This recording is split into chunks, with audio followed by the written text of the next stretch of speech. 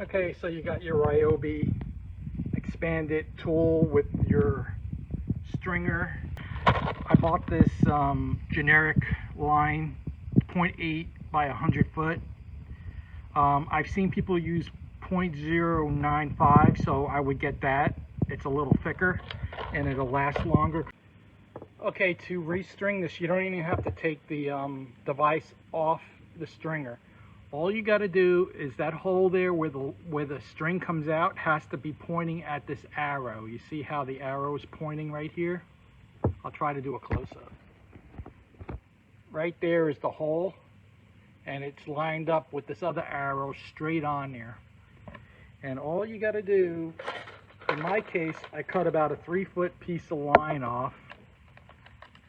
You run the line through the hole after you line up that hole. Push the line through the hole, it comes out the other side, and you just pull the line until it's even length. So now I'm using 3 foot. You might be able to get away with more. The more the better. You would have to test it. But see how the line is equal? Now you take your little ratchet that comes with the device, you put it on there, and you turn it clockwise. And it makes that clicking noise. And that's about it. There you go. Now, I would definitely use longer than 3 feet. You probably could get about 5 feet on there at least. I guess it's running out because I'm not putting that much on there. But as you can see,